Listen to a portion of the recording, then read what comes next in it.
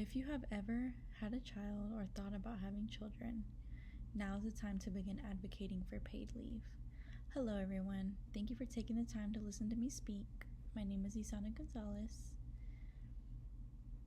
Imagine giving birth to an infant and having little to no time off to heal and bond, all while having to promptly return to the workforce. I believe that all women deserve paid maternity leave. Women need and deserve the time to heal from the trauma their bodies go through during childbirth, while also having the time to bond with their infant. They cannot do this when they are under the stress of maintaining a flow of income. I'm going to define a couple words for you really quick. Maternity leave is defined as a period of absence from work granted to a mother before and after the birth of her child. Postpartum is defined as following childbirth or the birth of young. As a mother myself, I have taken 2 unpaid maternity leaves. My first leave was very difficult, having no income flow and little support.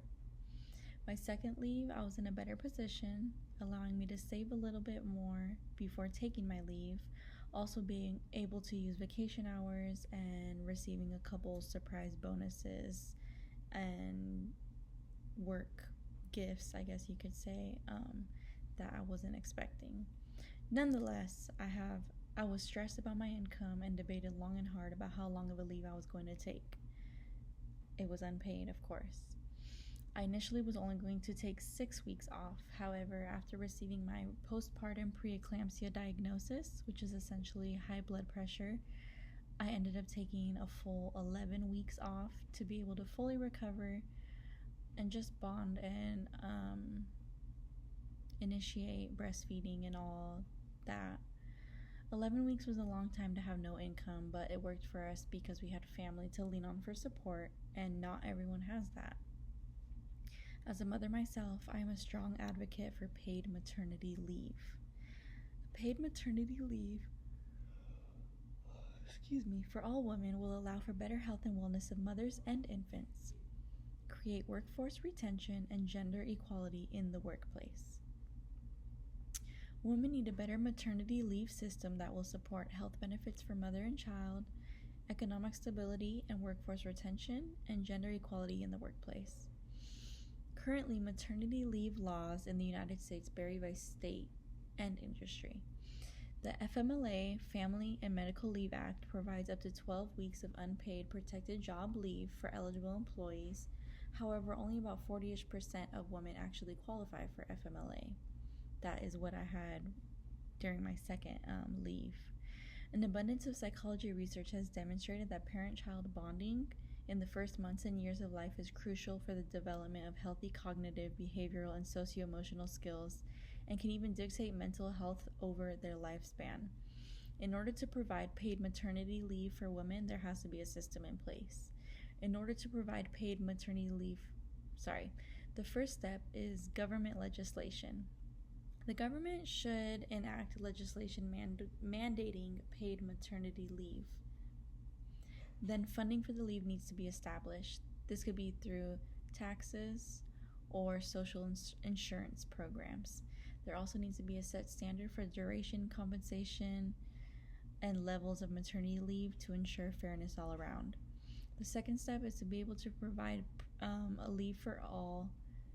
The second step to being able to provide leave for all is raising awareness. We need to raise awareness about the importance of paid maternity leave when it comes to the importance of the health and wellness of the mother and the child, as well as the economy.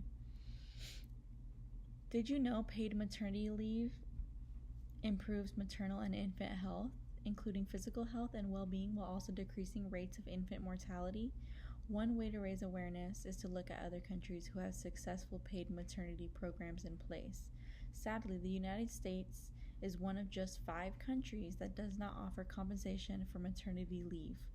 Lastly, we would implement inclusive policies that cover all type of workers, full and part-time, temporary, and self-employed individuals. When women are offered paid leave, it increases the likelihood that they return to the workforce. Paid maternity leave increases employee retention and reduces turnover, saving businesses significant costs, stated by the Department of Public Health and Wellness. MavenClinic.com reports for most women, working full-time while having a family is not possible. Studies show that less than a quarter of women return to full-time work after having a child, 79% of which end up leaving their role further down the line. However, increasing access to paid family leave rather than temporary unpaid leave can significantly reduce this number. Not only does paid maternity leave benefit new mothers, it also promotes better gender equality by empowering women to keep their roles rather than reducing their hours or leaving the workplace altogether. The plan will meet the need because it will essentially allow women to stay home and take the time they need to recover and bond with their infant. By having a set law that describes how the leave would work, as well as the duration of the leave, the pay details, all of this would make it easier to implement throughout the United States. At this time, I would like to share some facts with you from the National Partnership for Women and Families. NationalPartnership.org states that every additional week of paid leave a mother takes reduces the likelihood of reporting poor mental well-being by 2%. Longer paid leave significantly increases breastfeeding initiation and duration, which has innumerable benefits for mom and child, including improving the function of the digestive and immune system of the child and reduces the risk of breast and ovarian cancer, diabetes, and obesity in the mother. One literature review found that compared with mothers who are only able to take unpaid leave or no leave at all, for mothers who are able to take paid leave, the chances of being rehospitalized are reduced by more than half. The likelihood of their infants being rehospitalized in the first year is reduced by almost half. They are almost twice as likely to have more success in managing stress and engaging in regular exercise. Ultimately, the plan is doable because there are 41 other countries that offer a paid maternity leave, as reported by JustWorks.com.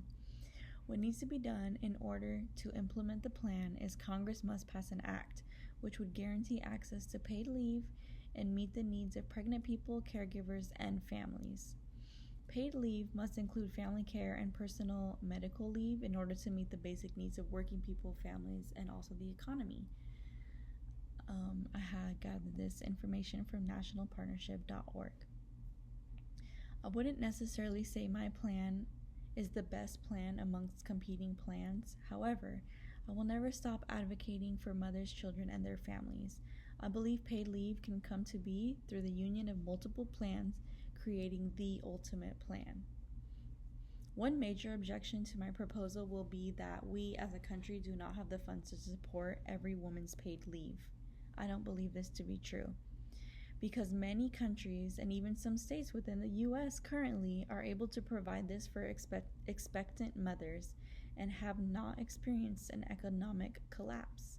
A slight increase in payroll taxes is one way paid leave can be funded. Another way would be if the government would relocate existing funds to support maternity leave, therefore prioritizing the health of women and future generations to come. The long-term benefits of paid maternity leave will outweigh the costs. The long-term and immediate effects of paid maternity leave are so beneficial, I cannot think of a reason why anyone would disagree. I spoke with you today about why all women need paid maternity leave. We need to care more for our future generations by giving mothers the opportunity to recover from birth while also bonding with their infants without the worry of income. By providing mothers with paid leave, we will also create economic stability and gender equality in the workplace. Thank you for taking the time to listen to my speech as I speak from a place of experience of having 2 unpaid leaves after having my children. If you have not given birth yourself, maybe talk to someone that you know has and try to understand their experiences and possibly gather their opinions on the topic. I appreciate the opportunity to present my views with you today. Thank you for taking the time to listening to me, and I hope you have a great day.